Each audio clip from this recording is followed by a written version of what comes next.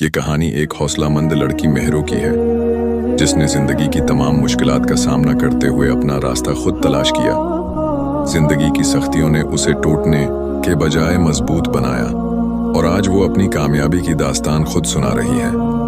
سرد موسم کی ایک بے چین رات تھی۔ شہر کے مشہور شفا خانے الرحیم ہسپتال میں ایک لڑکی کی پریشان آواز گونج رہی تھی، "مانا آپ ٹھیک ہو جائیں گی، مجھے یقین ہے۔" مہرو اپنی ماں کے بستر کے پاس بیٹھی تھی۔ اس کی آنکھیں نیند سے سرخ ہو چکی تھیں، مگر چہرے پر فکر مندی کے آثار صاف نظر آ رہے تھے۔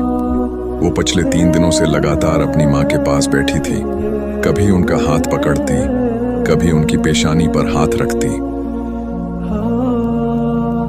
ڈاکٹر حسنین نے کمرے میں داخل ہوتے ہوئے مہرو کی طرف دیکھا اور پھر بیمار خاتون کو چیک کیا۔ "مہرو بیٹی، آپ کی ماں کی حالت استحکام کی طرف ہے، لیکن انہیں زیادہ آرام کی ضرورت ہے۔ آپ گھر جا کر کچھ آرام کر لیں، میں یہاں ہوں۔" مہرو نے انکار میں سر ہلایا۔ "نہیں ڈاکٹر صاحب، میں یہاں ٹھیک ہوں، ماں کے پاس ہی رہوں گی۔" ڈاکٹر حسنین نے ہمدردی سے اس کے کندھے پر ہاتھ رکھا۔ "آپ کی ماں کو آپ کی طاقت کی ضرورت ہے، مگر اگر آپ خود بیمار پڑ گئیں تو ان کا کون خیال رکھے گا؟ کم از کم کچھ گھنٹے گھر جا کر آرام کر لیں۔" مہرو نے اپنی ماں کی پیشانی پر ہاتھ رکھا اور مسکرائی۔ "ماں، میں تھوڑی دیر کے لیے گھر جا رہی ہوں، آپ فکر نہ کریں، میں جلد ہی واپس آ جاؤں گی۔" وہ ہسپتال سے باہر نکلی تو شام ڈھل چکی تھی۔ ٹھنڈی ہوا نے اس کے جسم کو سہلایا تو اسے محسوس ہوا کہ وہ کتنی تھکی ہوئی ہے۔ بس میں بیٹھ کر وہ گھر کی طرف روانہ ہوئی۔ ذہن میں خیالات کی آندھی چل رہی تھی۔ اگلے دن صبح سویرے مہرو اپنے گھر سے نکلی۔ چھوٹا سا گھر جو ایک مہنگی علاقے میں تھا، ماں کے مرض کی وجہ سے خرچوں کے بوجھ تلے دب چکا تھا۔